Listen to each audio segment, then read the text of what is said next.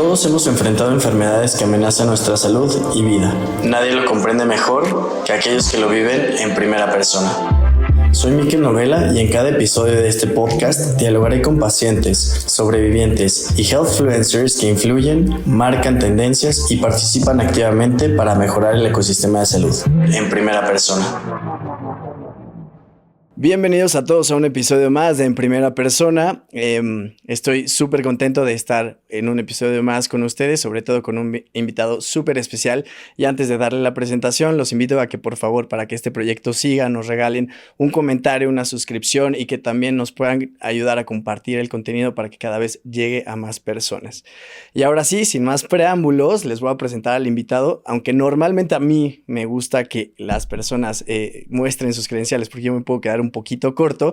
La realidad es que es una persona para mí súper admirada dentro del ecosistema de salud, tiene un montón de experiencia, es columnista, ha participado en diferentes foros y también dentro de la iniciativa privada y tiene una amplia experiencia y para mí es un honor estar con él el día de hoy y poder compartir este escenario con él y conocer de cerca su perspectiva. Oscar Flores, bienvenido. Muchísimas gracias. No, muchísimas gracias a ti. Gracias por un gusto y un honor estar aquí. La verdad es que tenía muchas ganas de que me invitaras. Ya me habías invitado, pero hasta al fin se nos hizo. Sí, hasta ahora lo pudimos concretar. Así es. Tu agenda, eres un rockstar de la salud y entonces ha sido bastante complicado. Vamos pasando las elecciones y pues bueno, ya tenemos la oportunidad de estar por acá, mi queridísimo Oscar. Si te puedes presentar al mundo, te lo agradecería. ¿Cómo no? Muchísimas gracias. Bueno, soy Oscar Flores.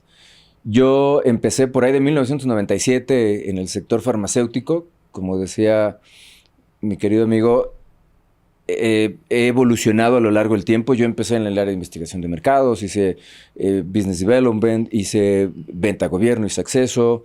Me tocó trabajar en la parte de corporate affairs también, no solamente en México, sino en Centroamérica y el Caribe, un poco también en la parte andina. Y la verdad es que si ustedes hacen el cálculo de cuántos años tengo trabajando en la industria, yo resumiría mi experiencia los últimos 6 meses. Claro. Creo que en este momento estamos en una situación tan dinámica dentro del sistema de salud y dentro del sistema político en general, que cada vez las cosas cambian a una velocidad tal que tenemos que aprender a desaprender. Correcto. Y adaptarnos lo más que podamos. Entonces, en ese sentido, yo creo que eso es una de las cosas que definen lo que hoy estoy haciendo. Estoy reaprendiendo, ¿no? Y qué mejor momento que hoy, que estamos en plena transición hacia un proyecto nuevo, al menos en términos de arrancar un nuevo sexenio, ¿no? Como tú decías, tengo el honor de escribir una columna de opinión en materia de política en salud. Tengo también el gusto y el honor de estar trabajando muy de cerca en la Cámara de Diputados y en la Cámara de Senadores como asesor en todos los sentidos. Y he podido participar como invitado y como panelista en varios foros legislativos. Así que si puedo compartir algo de lo que hemos aprendido, me va a dar muchísimo gusto. Seguro que sí, me pones la vara bien alta para estar a la altura de esta conversación. Claro. Entonces, muchísimas gracias y ya estás dando unas probaditas de por dónde nos vamos a ir. Encantado de la vida. Y platicabas de que tienes esta experiencia de muchos años dentro del ecosistema de salud. Has participado en diferentes roles, responsabilidades, lo cual te ha permitido tener una visión como muy macro, ¿no? Y me gustaría empezar a platicar contigo para también ponernos en sintonía de cómo ha sido la evolución en estos 20 años que tienes conociendo el sistema de salud, en términos sobre todo de accesos a tecnologías de salud, de infraestructura, modelos de adquisición y de abasto, que luego profundizaremos en esos temas, pero resulta relevante porque en estos 20 años han ocurrido transiciones de ideologías políticas. Yo creo que ese tema que tocas es bien importante.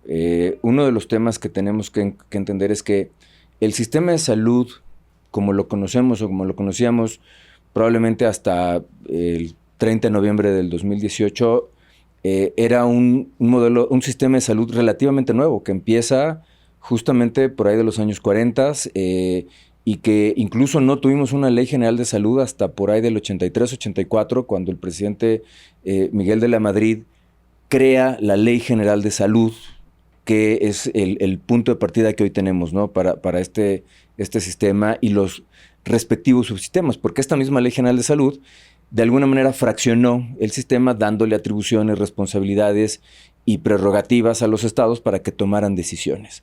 Esto creó los organismos públicos descentralizados, esto le dio una figura muy formal a lo que ya desde 1943 venía con el Instituto Mexicano del Seguro Social, después con el Instituto de Servicios de Seguridad Social para los Trabajadores del Estado, o ISSSTE.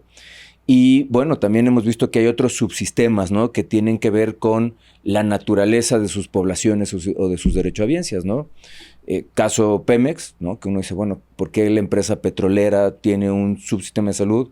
Básicamente es un modelo de reversión de cuotas, resultado de las negociaciones laborales de los líderes sindicales del gremio petrolero, por ejemplo, ¿no?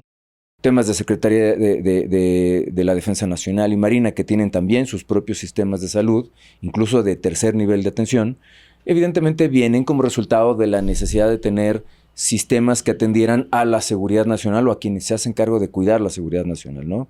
Son subsistemas muy particulares que, al menos en mi visión, no van a cambiar sustancialmente en los próximos muchos años. Y regresando a la evolución, ¿no? Entonces empezamos a encontrar que teníamos un sistema de seguridad social que atendía a la derechohabiencia que estaba en la formalidad, el ISSSTE, el IMSS, las secretarías, los ISSSTEs estatales, SEDENA, SEMAR, Pemex, donde había una aportación del patrón, del obrero, y se ganaban derechos, ¿no? Derechos que se traducían en prestaciones económicas, prestaciones sociales y las prestaciones médicas, que son las que más conocemos.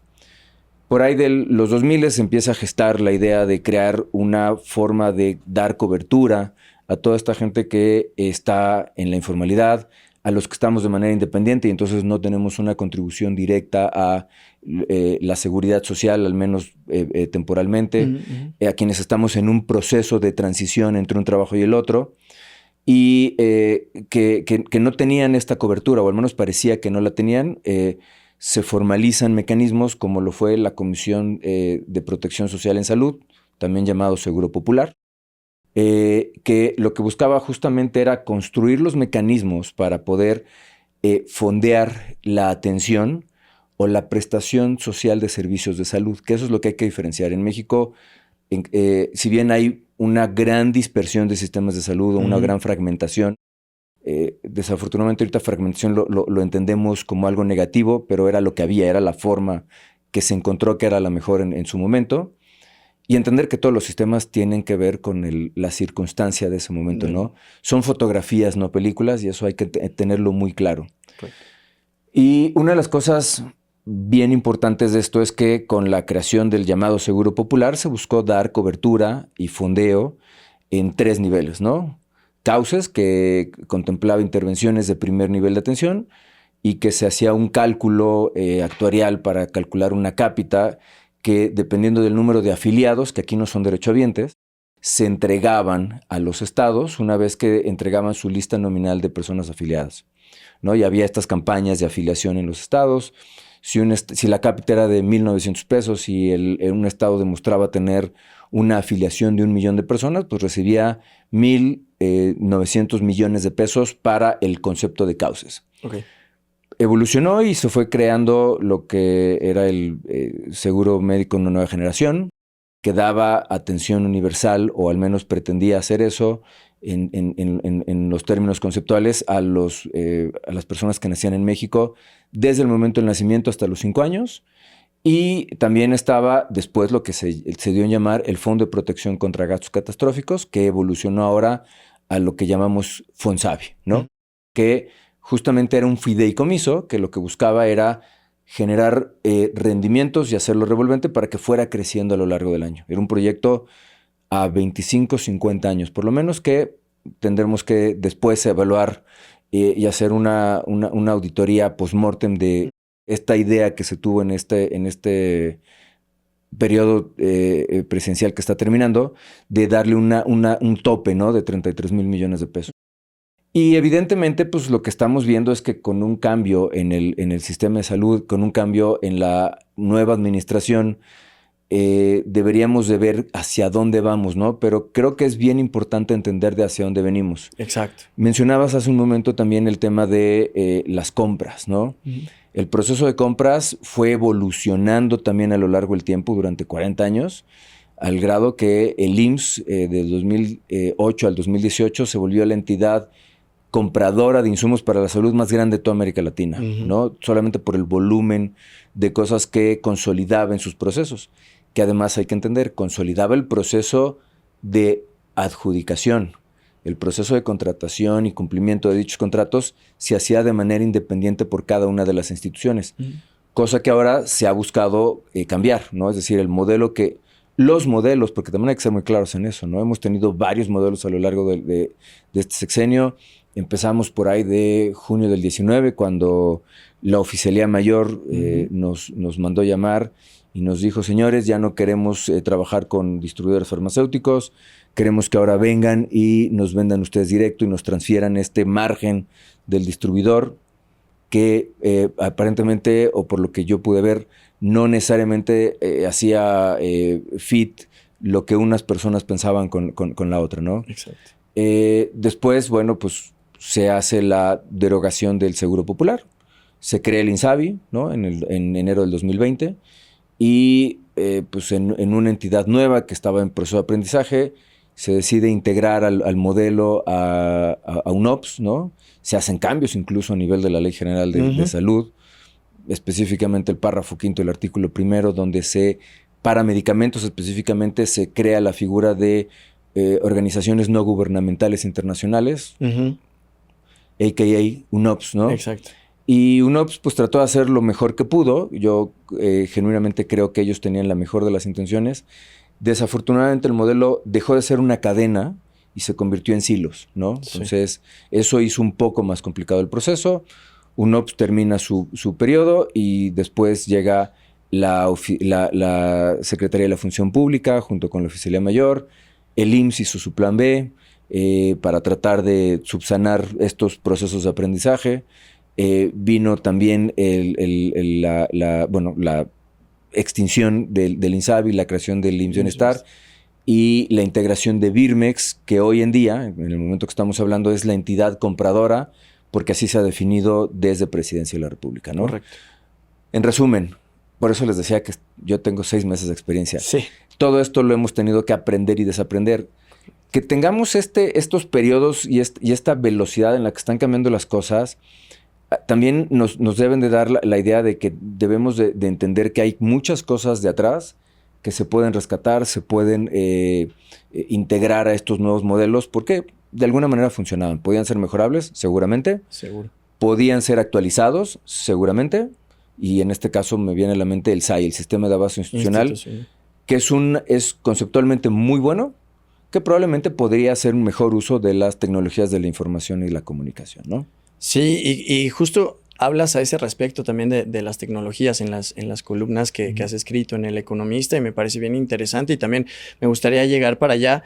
Y para cerrar esta primera intervención, me parece bien enriquecedor cómo nos planteas todo el panorama desde dónde venimos hasta dónde estamos, y prácticamente de manera muy transparente en este sexenio hemos pasado por diferentes modelos que la curva de aprendizaje ha sido bastante dolorosa. Sí. Sí. Creo que es eso. Las curvas de aprendizaje están fundamentadas, me parece a mí, en dos principios, ¿no? Uno es que empezar desde cero, que no necesariamente fue el mejor abordaje, creo yo. Y por otro lado, que no se terminaron de madurar. Es decir, al no haber una planeación y arrancar con un concepto, una idea general, y no obtener los resultados que se esperaban, después lo que pasó fue que decían, no, que vamos al que sigue. Y llegó a haber momentos, incluso hoy en día, siguen persistiendo y conviviendo contratos que vienen de años atrás, ¿no? Y esto justamente es porque la curva de aprendizaje debe ser continua, sistematizada y bien disciplinada, ¿no? Correcto. Y ahorita hace un momento tocabas un tema de esta transición y la coyuntura que estamos viviendo. Si bien es cierto, va a ser una continuidad quizás en cuanto a la visión política, va a ser unos personajes distintos. ¿qué estrategias y acciones debería el nuevo gobierno y gabinete dar seguimiento en términos de salud y qué otras debería de comenzar a modificar?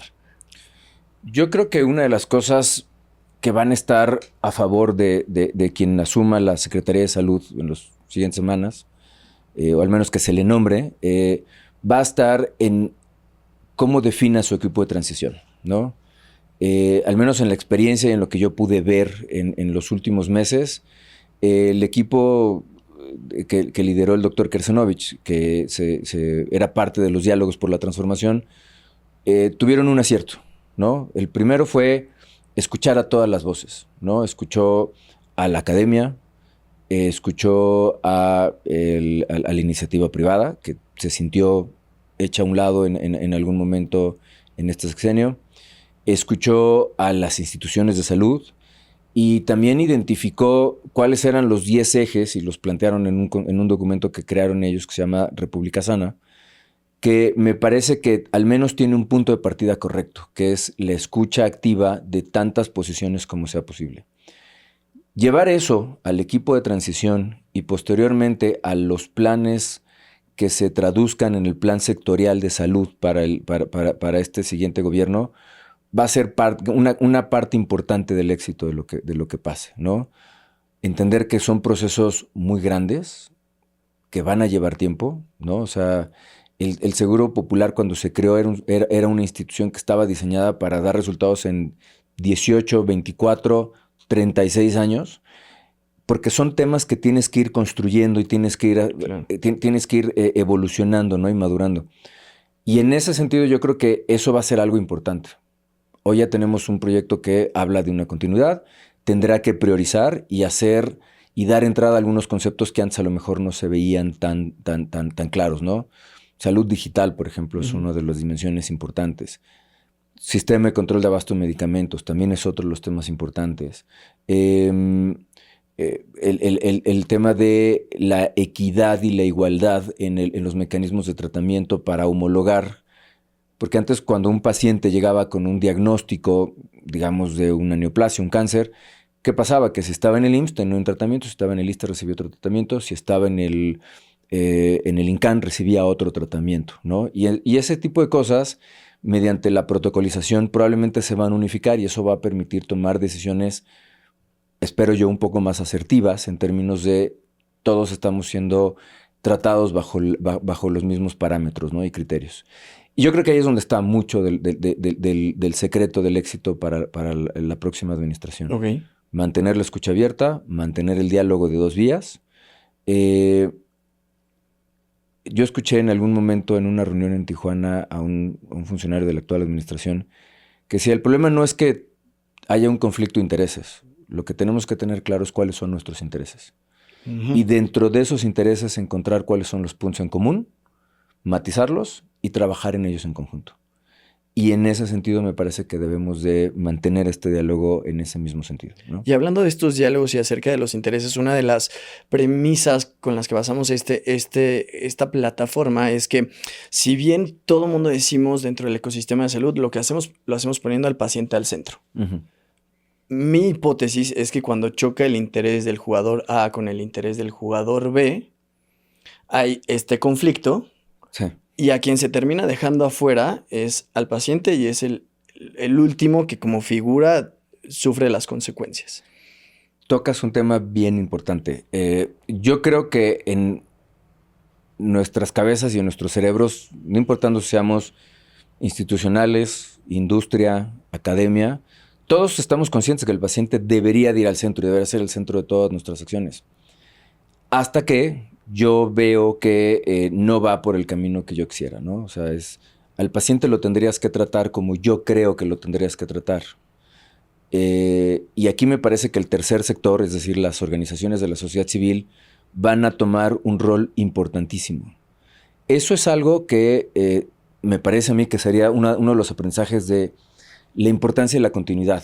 El Consejo de Salud General, particularmente en el tema de enfermedades raras, se aseguró de abrir diálogos de comunicación de dos vías con las organizaciones que representan a pacientes de enfermedades raras y sus cuidadores, y incluso ofreció en una reunión que tuvieron ahí en la Secretaría de Salud en Acapulco, que en el tema de educación médica continua para buscar la detección temprana u oportuna de estas enfermedades que a veces empiezan con síntomas que pueden ser, no sé, un malestar estomacal, una fiebre, ¿no?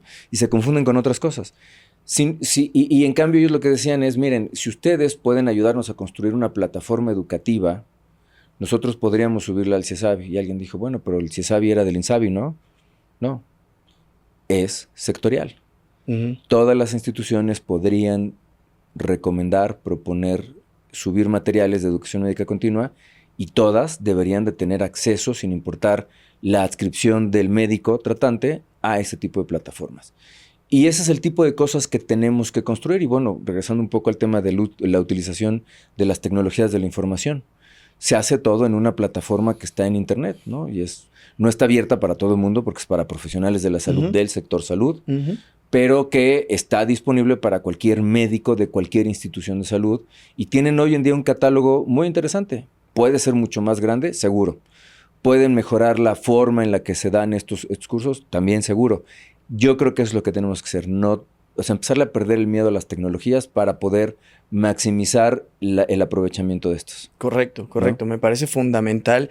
Y hablando del tercer sector en particular, desde tu perspectiva, ¿están las organizaciones de la sociedad civil preparadas para, uno, ser incluidas dentro de estos diálogos entre los participantes?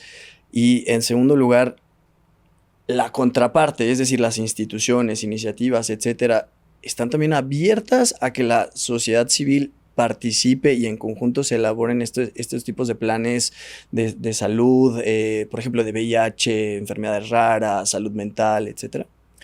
Yo creo que la primera parte de la pregunta es, o la primera respuesta sería, no todas las organizaciones de la sociedad civil están en el momento adecuado para tener estas interacciones.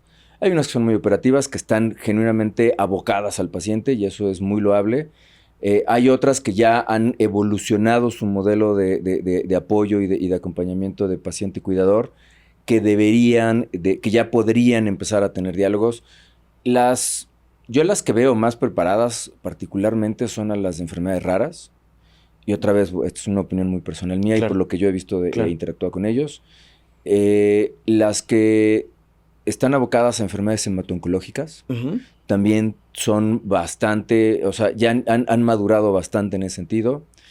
Y hay otras que son locales, regionales o de enfermedades que a lo mejor no necesariamente estamos volteando a ver que podrían tener un acompañamiento. Hay enfermedades ultra raras, ¿no? Que van a necesitar justamente primero de aprender cómo apoyar al diagnóstico, al inicio del tratamiento, y después de eso seguramente van a poder entrar a este proceso de evolución. Y en ese sentido voy a la siguiente parte de la pregunta, y es, ¿están las instituciones preparadas? Creo que ha habido buenos esfuerzos, genuinos esfuerzos en todas las instituciones. Me parece que quien más ha evolucionado en eso ha sido el Consejo de Salubridad General, y yo quiero pensar que el equipo de transición, así como lo estuvo liderando el equipo de los diálogos por la transformación, va a ir aprendiendo a abrir los espacios para los pacientes, ¿no? Yo creo que eso también es un proceso que vamos a tener que llevar. Y eso me lleva a una reflexión, y es que en los siguientes 2 años no vamos a tener 1 o 2 curvas de aprendizaje, vamos a tener 10 o 15 curvas de aprendizaje en distintas materias. Vamos a tener que reaprender a sistematizar el control de abasto de medicamentos. Vamos a tener que reaprender a replantearnos el impacto de la salud digital. Vamos a tener que aprender y establecer mecanismos de interacción entre el tercer sector y las instituciones de salud en México y en otros muchos sectores, ¿no? Pero yo creo que eso y muchas otras procesos que se van a abrir o continuar o retomar nos van a llevar a crear procesos de curvas de aprendizajes y tendremos que ser muy justos con quienes estén llevándolas ahí, ¿no? Basado en la experiencia que has tenido, ¿cuál sería de las primeras recomendaciones que podrías otorgar para que estas curvas de aprendizaje sean lo más cortas posibles y sobre todo en un tema muy, muy importante que hace ratito planteabas. Estamos en un sistema de salud mexicano súper fragmentado, en donde realmente los históricos de información no existen de manera tan robusta en la mayoría de las instituciones, sí en el caso del Instituto Mexicano del Seguro Social, que cuenta con la plataforma del SAI, pero ¿cuál es el primer paso que se debería de dar para la integración de la información y de la digitalización y también para generar estos planes de atención médica que sean homogeneizados entre las diferentes instituciones? Wow. Esa es una pregunta súper buena porque creo que es compleja y una de las cosas que me parece que vamos a tener que identificar es que el primer paso ya se dio, y hay que ser muy claros, se dio con el equipo que hoy ganó las elecciones, tanto como el equipo que quedó en el segundo lugar, y yo los estuve viendo y abrieron este diálogo de muchas vías. Creo que entonces el paso es tomar este aprendizaje, hacer una priorización y una autoevaluación objetiva y muy crítica de lo que nos dijeron en estas mesas de trabajo, lo que creemos que está pasando en el sistema y lo que debería de pasar en el sistema. Y de ahí priorizar. No vamos a poder hacer todo al mismo tiempo desde el día 1 de octubre. Ujú. Vamos a tener que identificar quiénes son los jugadores específicos para construir esto. Yo te diría que en ese sentido hay 3 palabras clave. La primera es continuidad. Ujú. Tenemos que continuar con la creación de protocolos técnicos de atención Ujú. que sean de observancia obligatoria. Ujú. Tenemos que dar continuidad a proyectos como el de certidumbre regulatoria de COFEPRIS. Tenemos que retomar el aprendizaje y ahí ser muy críticos y autocríticos también, porque todos tenemos un pedacito de responsabilidad ahí. De cómo replantear un sistema de control y abasto de medicamentos para poder garantizar que el paciente siempre tenga el tratamiento. Entender que hay un concepto bien importante que ya desde este sexenio se ha planteado, que es el de la atención primaria de la salud, es decir, la medicina preventiva, que está muy bien, pero no es una tarea solamente de la Secretaría de Salud. Ujú. Requiere a la Secretaría de Economía, requiere a la Ujú. Secretaría de Educación Pública, requiere a muchas otras entidades que vayan trabajando sobre estos conceptos para poder construir una política que además tenemos que entender que la salud preventiva no sustituye a la salud curativa. La salud preventiva nos va a dar resultados en los siguientes 12 a 16 años, Sí. es decir, 3 sexenios, y hay que ser muy disciplinados, y eso es la segunda palabra, disciplina. Tenemos que mantener la disciplina y no caer en esta tentación de que si algo que echamos a andar y no funcionó, ahora hay que desecharlo y empezar de cero otra vez. Tenemos que mantener la disciplina y corregir, ¿no? Un poco la analogía que hacía un amigo en ese sentido es, pues es como cambiarle la rueda a un carro andando, ¿no? Y así tiene que ser, Sí. ¿no? O sea, se oye absurdo, pero en realidad así es como se tienen que hacer las cosas, ¿no? Ir evolucionando sobre la marcha, desechar lo que no nos funcionó, mejorar lo que es mejorable y mantener lo que sí está funcionando y no simplemente hacer todo bolita, aventarlo a la basura y después vamos a empezar otra vez, ¿no? Correcto. Yo creo que ahí es donde están parte de las recomendaciones que desde este lado de la trinchera yo podría hacer. Podrías hacer. Y también cómo integrar las diferentes fichas que hoy hay en el ecosistema, ¿no? Porque, por ejemplo, es una realidad que el sistema de salud está sobrepasado. Uh-huh. Y en estos primeros niveles de atención también existe una figura que podría ser complementaria, que son los consultorios adyacentes a las farmacias, Uh-huh. ¿no? Que están de parte de la iniciativa privada, pero que podrían ser un complemento para desahogar la demanda de servicios de salud en ese primer nivel y de ahí poder eficientar las derivaciones hacia los segundos y terceros niveles de atención, ¿no? Totalmente de acuerdo. De hecho, los consultorios adyacentes a farmacias demostraron, aunque a algunos funcionarios de esta administración no les gustó mucho el resultado de la ENSANUD, que habló de cuánta gente, a pesar de tener una derechohabiencia o tener una afiliación, se iba a buscar la atención en estos lugares. Yo creo que hay esfuerzos que se están haciendo, ¿no? El famoso Tu Clínica 24/7, que están abriendo espacios sábados y domingos, pero como bien dices, no es suficiente. Es una buena medida que se debe de mantener, se debe de continuar, pero creo que sí es importante integrar a estos consultorios adyacentes a farmacia, fundamentados primero en el cumplimiento estricto de la normatividad, porque existe normatividad al respecto, Sí. ¿no? El segundo son los sistemas de información que permitan que el paciente pueda declarar cuál es su afiliación, inclusive si tiene su número de seguridad social o de afiliación a algún otro sistema de salud, se pueda hacer intercambio de información. Esto también deberá llevar una vigilancia muy cercana en términos de evitar la sobreprescripción, Ujú. farmacovigilancia, tecnovigilancia, y yo creo que aquí deberíamos de buscar incentivos genuinos y evitar los incentivos perversos para que cualquiera de las dos partes impulse o frene la integración de los CAF o de los consultorios adyacentes a farmacias al sistema de salud. Ujú. Pueden ser un buen mecanismo de triaje.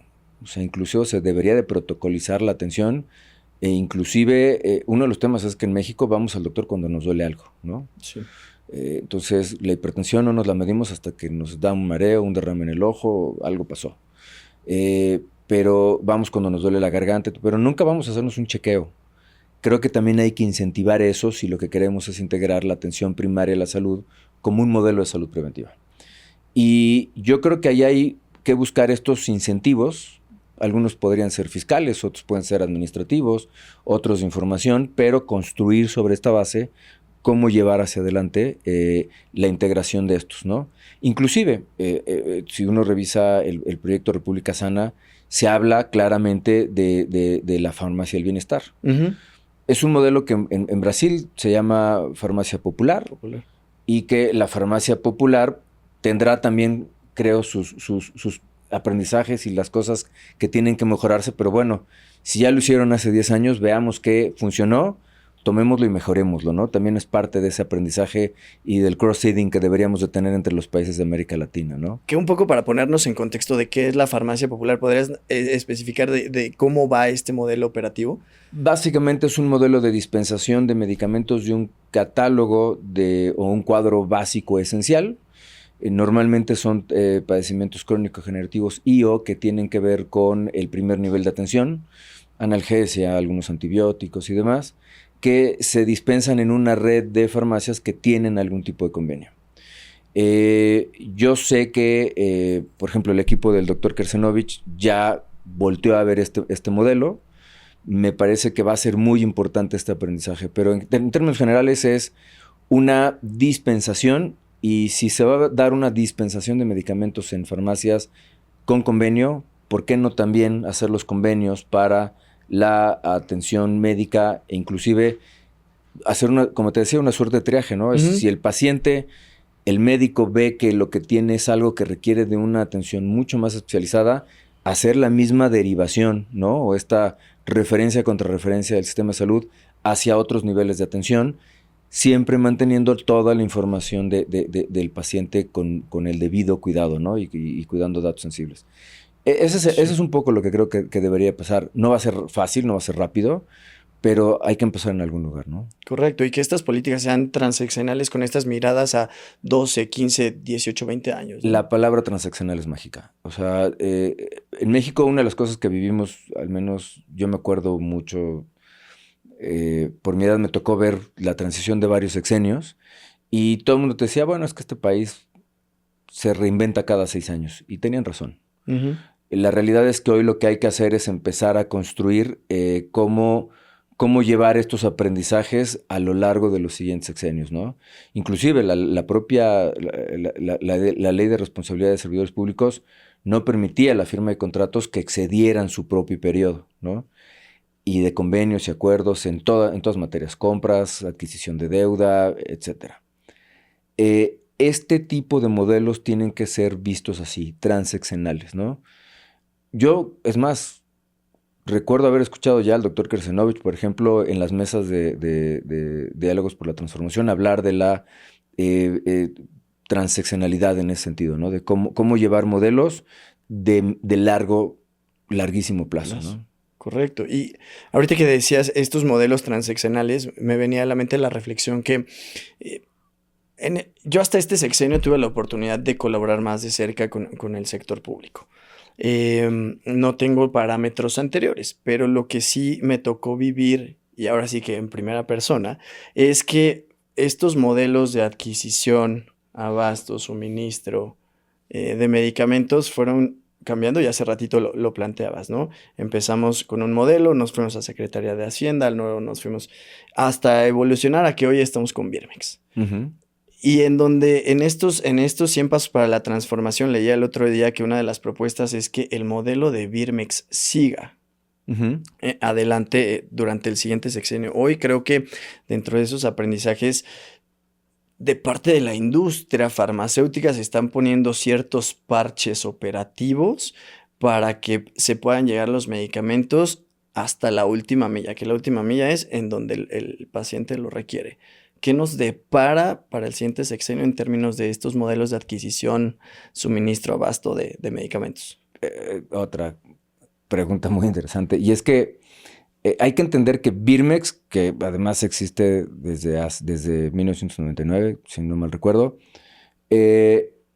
ha ido evolucionando en su proceso. De hecho, en el sexenio del presidente Peña Nieto, el secretario de Salud, el doctor Narro, y el propio presidente tenían la intención de hacer de Birmex la distribuidora del Estado. Es decir, no es una idea nueva. No. El tema es que, igual que la megafarmacia no es buena ni es mala. Lo que no tiene es un sistema. Y en ese sentido, lo que pase con Birmex va a depender en mucho de la creación de un sistema con una arquitectura muy robusta que haga desde la planeación, mantenimiento de la integridad de la data, la agregación de esa demanda, pero manteniendo la información de la desagregación. Porque una de las cosas que le pasó a UNOPS es que cuando el INSABI le daba el mandato de comprar, le decía, compra 1000. Y cuando UNOPS decía, ya compré 1000, ¿a quién se las entrego? Ay, déjame reviso porque no me acuerdo. Y entonces hubo muchos problemas por esa pérdida de la trazabilidad de la información. También está la gestión de los inventarios. Una de las grandes pérdidas que ha tenido el sistema de salud y la propia industria farmacéutica está en el manejo de las caducidades, ¿no? Porque la gestión tiene que ver con primeras entradas, primeras salidas, uso eficiente y pasamos a un modelo de entregas calendarizadas cuando en realidad deberíamos de haber mantenido la esencia de un modelo basado en los requerimientos, que era lo que hacía el SAI, o hace el SAI todavía en términos reales, ¿no? Que es cada vez que se llega un inventario de seguridad, se dispara en automático una orden de compra, esa orden de compra tiene una vigencia, se cumple con la vigencia y se da un plazo para la entrega, y eso va manteniendo los inventarios vivos. Antes hacían sistemas buenos, pero que se fueron quedando obsoletos. Hoy me parece que tenemos tecnologías e inteligencias artificiales que nos van a ayudar a monitorear adecuadamente todos estos procesos si les damos una parametrización adecuada. Y entonces regreso a Birmex. Si Birmex cuenta con un sistema de este nivel de profundidad y de robustez que además sea integral, planeación, gestión de inventarios, gestión de la distribución, inclusive puede tener en sus módulos la gestión de la contraprestación. Es decir, si tú homologas toda la documentación de manera electrónica para que esté en el sistema, pues técnicamente tú ya tendrías solamente que poner en el sistema, dentro de tu orden de compra, el acuse de recibo para poder ejercer tu derecho a cobrar esa transacción de venta y entrega de medicamentos, ¿no? Y en ese sentido, este sistema debería de estar así de... Suena muy simple y tiene muchas aristas. Seguramente aquí algún arquitecto de sistemas me va a decir esto está sobresimplificado, seguramente, y tiene toda la razón. Pero el concepto general debería de ir hacia allá, ¿no? Inclusive, la homologación de la documentación que se entrega. Eso. cualquiera que hayamos estado en esto los últimos años, lo que vimos es que, antes lo hacíamos, pero sabíamos que era así. El paquete de documentos que se entregaba con un pedido del ISSSTE era diferente, en mayor o menor grado al del IMSS, al del ISTECH, al del ISTEP, al del ISTELEON y así sucesivamente. Si hay una normativa, si estás consolidando las compras, también tienes que consolidar los requerimientos documentales. Por supuesto. Y esto también convertirlos a documentos que puedan subirse mediante sellos electrónicos a la plataforma para que estén ahí viviendo en conjunto y acompañando a lo largo de todo el trayecto a los insumos en cuestión. Y al final terminas con todo lo que tiene que ver con la recepción, con el acuse de que el producto llegó en las condiciones que se habían pactado, en los volúmenes que se habían pactado, para que se pueda proceder a la facturación y el sucesivo pago. El sistema debería poder hacer todo eso y creo que hay quien lo puede hacer. O sea, ni siquiera tenemos que voltear al extranjero, ¿no? Hay empresas mexicanas que lo podrían hacer y lo podrían hacer muy bien, ¿no? Y justo en eso estaba pensando, porque es una solución el tener esta robustez tecnológica, pero ¿de dónde tendría que venir la inversión? Me queda claro que o más bien la pregunta sería, ¿tendría que venir del porcentaje que se destina al gasto en salud? ¿Tendría que venir de una colaboración público-privada? ¿Tendría que venir de Birmex? ¿De dónde ves esas posibilidades? Uno, de la inversión, y dos, ¿ves las voluntades para que se pueda construir esta arquitectura informática? Yo creo que la inversión debería de venir, o podría venir, y esto se tendrán que sentar los responsables del sistema de salud que lleguen a evaluar. Podría venir de varios lados. Por un lado, está en los costos operativos de estos TICs con las nubes, que antes teníamos que tener un servidor, enfriarlo, tener técnicos in situ, tener los módems conectados para hacer el intercambio de información y demás. Hoy lo puedes hacer en tu teléfono, ¿no? O sea, hoy tú haces una transacción en el teléfono y el banco ya sabe qué hiciste, ¿no? Yo creo que eso haría una eficiencia en la utilización de los recursos que podría ayudar a subsanar esto. No sé, y es una idea a lo mejor loca de mi parte, pero yo creo que el costo que implica el desperdicio por caducidades de medicamentos también podría de alguna manera ayudar al pago, y ahí vendría entonces la firma de convenios para colaboraciones público-privadas para poder construir. O sea, yo si soy un laboratorio que voy a perder 80 millones de pesos al año por devoluciones que están contractualmente dentro de mi obligación de hacer el canje, pues creo que estaría dispuesto a invertir si hubiera un marco claro de cómo es que mi participación y mi aportación pueden contribuir a la construcción de este sistema. Birmex debería de tener presupuesto, claramente, y ahí habría que ver cómo es que si el área de infraestructura del IMSS Bienestar, que absorbió prácticamente todos los recursos de la Secretaría de Salud, que no está mal, porque ahora hace que la Secretaría de Salud también sea una entidad rectora, normativa, colegiada, que puede tomar decisiones en materia de política pública y no operativa. Para eso está la seguridad social y para eso está la prestación de servicios sociales en salud. Y ahí entra Birmex, ¿no? Y entonces Birmex debería de poder tener este acceso a aquellos recursos desde infraestructura para la construcción de sistemas. Amates costó varias decenas de millones de pesos al año. Ahí está ese presupuesto, ¿no? Y sin embargo, las entidades estatales no necesariamente lo usan. Y yo creo que el recurso ahí está, y por ahí me lleva también una reflexión que es, hay voces afuera que dicen, es que el gobierno debe de gastar más en salud. Yo creo que primero tiene que gastar mejor. Y una de las mejores maneras de gastar mejor es en sistematizar el sistema de abasto de medicamentos. Si tú logras hacer eso para que el medicamento esté de manera oportuna, de nada sirve comprar 1.500 millones de unidades si no están en el lugar donde se necesitan. De nada te sirve tener varios cientos de miles de metros cúbicos en la megafarmacia si no tiene un sistema que dé entrada y salida y que todo se procese a mano. Esas ineficiencias y esos desperdicios en general deberían de ser las miras de hacia dónde deberíamos de llevar este tipo de de temas y me regreso. Entonces, si nosotros no gastamos más, pero gastamos eficientemente en el sistema de salud, después podemos empezar a ver cómo gastamos más. Si tú tienes una tubería con 4 hoyos y lo que haces es le metes más agua, lo único que va a pasar es que va a salir el agua más rápido. Ujú. Si en cambio te enfocas en asegurarte de que no esté en ninguno de esos 4 hoyos, ahí sí, pon la cantidad de agua que tú quieras. Correcto, ¿No? correcto.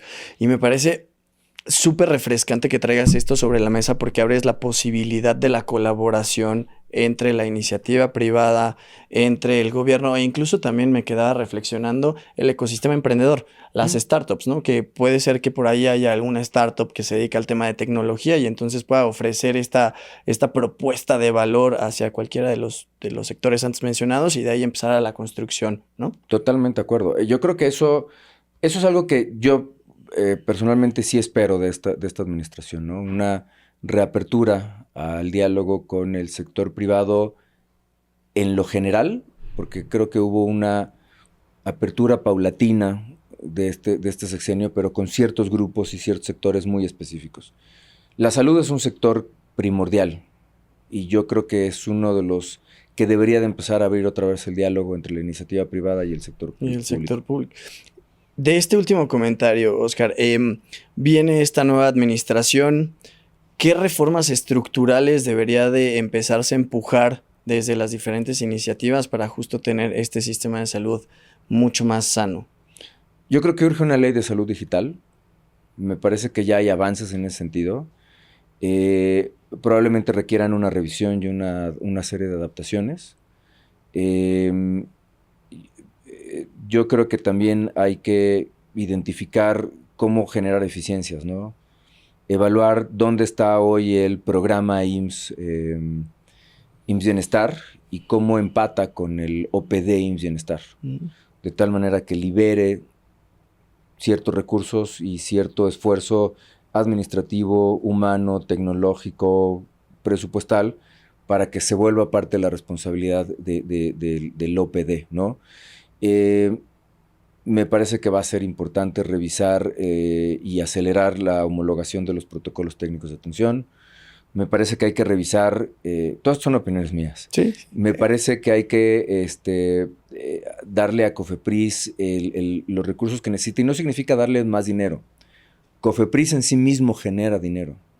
COFEPRIS genera tiene cobros por derechos, prestación o sea, si tú quieres un registro sanitario hay que pagarlo, quieres una visita de verificación para una GMP, tienes que pagarla, y así sucesivamente. Pero eso, a diferencia de otras entidades, se va a la TESOFE y no necesariamente regresa. Si COFEPRIS, los recursos que está generando para estos servicios o para estos trámites, los recuperara de manera más ágil y esto se pudiera traducir en más manos, no solamente en números, sino en capacidad, competencia y habilidades, podría mejorar en mucho lo que hemos estado viviendo ya como una necesidad. Es que COFEPRIS sigue evolucionando a una velocidad todavía mayor, ¿no? Porque ha evolucionado, ha hecho cosas interesantes, pero creo yo que le ayudaríamos bastante si le regresamos un poco de lo que genera, ¿no? Correcto. Y eso, yo creo que es una de las cosas son algunas de las cosas que hay que transformar de vuelta. Oye, Oscar, estos son advisories pro bono, ¿no? Así muy bien abiertos y puestas los advisories de una voz experta como la tuya. La verdad es súper enriquecedor. Y ahorita que hablabas acerca de los protocolos técnicos de atención, yo acabo de pasar por un tema de salud mental y entonces me puse a investigar acerca de ese respecto. Empezando por ver el tema en lo particular del presupuesto que se destina para salud mental. ¿Qué te esperas en términos de salud mental en este sexenio? ¿Será una prioridad? Para el sexenio anterior existía este plan de atención de la salud mental. No sé qué tanto se cumplió, qué tantas deudas quedaron, qué nos espera para adelante. Yo creo que la salud mental va a ser una de las prioridades y yo te diría que junto con enfermedades raras, enfermedades hemato-oncológicas, la salud mental va a ser una prioridad, creo yo. Y yo creo que tenemos que empezar a ver la salud mental tanto de la población como de los profesionales de la salud. Los desatendimos y creo que tenemos una deuda ahí para con ellos. no solamente desde la perspectiva medicamentosa, sino también desde el acompañamiento terapéutico con profesionales, inclusive desde las facultades de medicina, favorecer mecanismos para cuidar la salud mental de los profesionales de la salud, en quienes ponemos nuestras manos, ¿no? Y que siempre están muy al pendiente de nosotros. Y yo creo que, yo esperaría que hubiera una aceleración en esto. Yo sí te puedo decir que lo que yo he escuchado al menos es que sí es una de las 5, digamos, dimensiones terapéuticas que al menos el Consejo de Salubridad General en los protocolos de atención les son muy importantes y están trabajando de manera muy, muy importante sobre ello, ¿no? Te diría prácticamente salud mental y hemato-oncología deben de ser las prioridades y deben de continuar siendo las prioridades, ¿no? Correcto, correcto. Y ahorita que hablabas de los profesionales de la salud, justo hace unos días, navegando por la web, me encontré un videoclip de la doctora Ana Carolina Sepúlveda, recién nombrada como la directora de la Facultad de Medicina de la UNAM, en donde hablaba acerca de la importancia de cuidar a los profesionales de la salud desde los planes de estudio. Y entonces acá me dejas otra vez con la reflexión de cuán importante es esta sinergia entre la academia, el sistema de salud, la iniciativa privada, las organizaciones de la sociedad civil, para justo estos esfuerzos poderlos embonar y que realmente se vea un resultado final en la salud de todos nosotros, profesionales, pacientes, etcétera. Totalmente de acuerdo. Creo que va a ser importante y hay que celebrar 2 cosas en el nombramiento de la rectoría de la doctora Sepúlveda, y es la primera mujer en toda la historia de la Facultad de Medicina, y hay que aplaudirlo. Y por otro lado, su apertura al diálogo y a la innovación. Son 2 temas que me parece que yo respeto y admiro mucho de ella. Buenísimo, ¿no? buenísimo. Durante la conversación has hecho diferentes llamados a la acción, sugerencias, etcétera. ¿Alguna que te quede pendiente? No, creo que serían en general todas, ¿no? Yo creo que es el llamado a la escucha abierta y a la disciplina, ¿no? A veces cuando uno hace ejercicio te hablan mucho de motivación y te dicen que tienes que estar motivado. No, tienes que estar disciplinado. La motivación es muy importante, no tanto como la disciplina. Necesitamos en el sector salud encontrar esa disciplina que creo yo que perdimos en este sexenio. Correcto. ¿No? Oscar, en lo personal, y hablando en primera persona, admiro mucho tu trabajo. La verdad es que para mí eres como un referente en un camino a seguir profesionalmente. Y de esto desprendo una pregunta muy personal. ¿Cuál es el legado que Óscar Flores quiere dejar dentro del sistema de salud? Yo creo que el mensaje que a mí me gustaría transmitir o con el que alguien me recordara en algún momento es que era muy metiche. Se metía en todo, leía de todo y hablaba con todo el mundo, porque creo yo que ahí es donde está el valor, ¿no? Es muy importante aprender, pero de poco sirve el aprendizaje si no lo transmitimos. Correcto. Por ahí hay una frase que justo cierras tus columnas con muchas frases y me gusta mucho, pero algo más o menos dice que el conocimiento se vuelve aprendizaje cuando se comparte. Así es. Entonces celebro mucho y agradezco mucho que nos hayas compartido todo el aprendizaje del gran bagaje que tienes en la industria farmacéutica. Espero que no sea la primera plática, que nos volvamos a encontrar para ir justo evaluando cómo va el progreso de este sexenio y también señalar aquellas cosas en donde haya que mejorar, aplaudir lo que se esté haciendo de manera funcional y nuevamente agradecerte mucho por estar en este espacio, Oscar. No, al contrario, el agradecido soy yo. La verdad es que me gustan mucho estos espacios donde puedo compartir, ¿no? A veces está uno tratando de aprender lo más que puede y te saturas. Entonces, estos ejercicios para hablar con colegas a los que a ti particularmente que tengo tanto aprecio, me gusta mucho poderlo abrir y plantear, ¿no? Y es una de las razones por la que escribo, ¿no? Yo empecé a escribir porque una persona en la pandemia me decía, oye, yo lo atosigaba, ¿no? Y diciéndole, oye, es que esto no está bien, esto lo deberían de mantener, esto. Y me decía, a mí no me lo digas, escríbelo.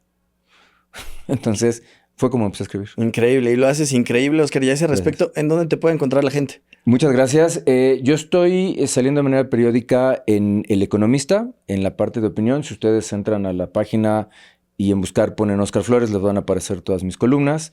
Soy bastante activo en LinkedIn. En redes sociales estoy en X como @OscarJFlores, que básicamente subo el contenido que está en LinkedIn y en El Economista.